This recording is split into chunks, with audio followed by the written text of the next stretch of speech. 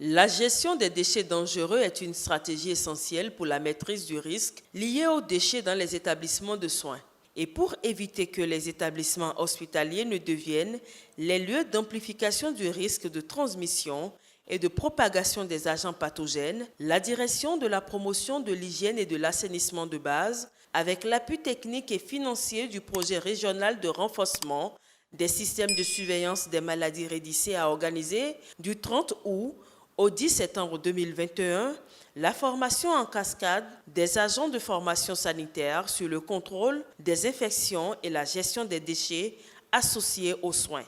Une telle formation parce que lors de nos supervisions, nous avons remarqué que la façon de gérer les déchets et la façon des agents d'entretien des soignants de se comporter pour gérer les déchets ne respectent pas les normes. Donc, par conséquent, dans ce qu'ils font, il y a des failles qu'il convient donc de corriger. Ils doivent savoir que par rapport à la gestion des déchets biomédicaux, il y a un certain nombre de dispositions qu'il faut prendre. D'abord, par rapport à la production sur les lieux, les utilisateurs de ces locaux doivent savoir que les déchets doivent être triés.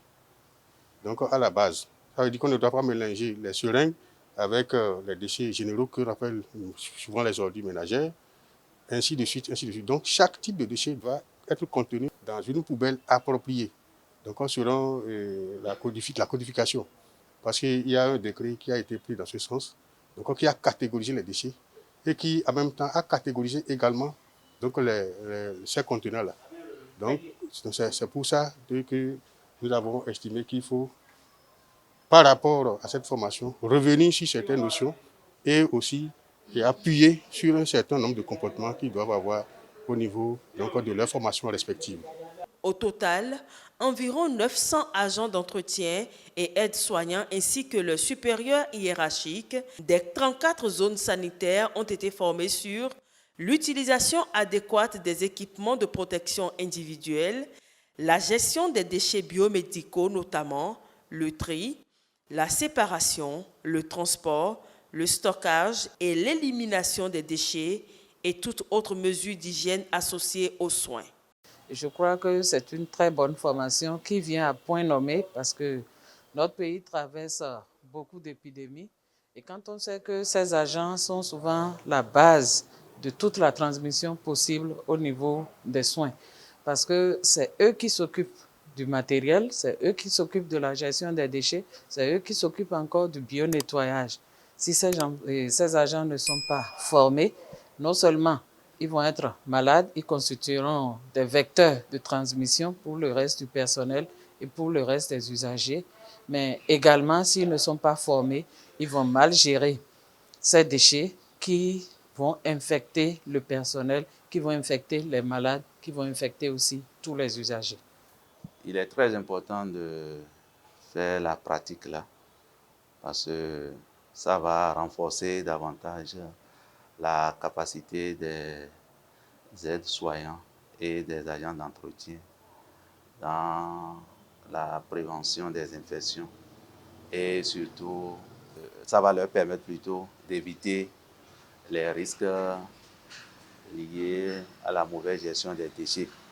Les premiers bénéficiaires de cette formation ont loué l'initiative et invité la direction de la promotion de l'hygiène et de l'assainissement de base et le projet REDICE à organiser d'autres formations de ce genre à l'endroit des agents sanitaires. Cette formation, ça m'a apporté beaucoup d'expérience de plus parce qu'on nous a parlé des déchets biomédicaux et des déchets biopharmaceutiques, des déchets biochimiques, des déchets généraux et surtout des déchets biomédicaux par rapport aux instruments que nous utilisons, les solutions de décontamination, les différents types de poubelles, comment désinfecter les sols et autres. On nous a parlé de l'eau de décontamination de 0,5%. On nous a parlé de l'eau de décontamination, solution de décontamination de 0,05%. Comment préparer? Nous pouvons répondre, nous pouvons d'agréer. On me sort nous y a demain. Nous sommes nous y a quelque nous sommes nous y a mis sur des meilleurs supports. Tam, bogege.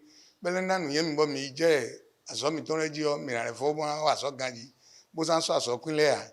Ces agents d'entretien et aides-soignants ainsi que le supérieur hiérarchique sont désormais aguerris sur la gestion des déchets biomédicaux et les techniques de décontamination des surfaces.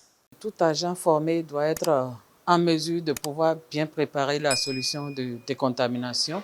Il doit être en mesure de savoir comment le bio-nettoyage se fait.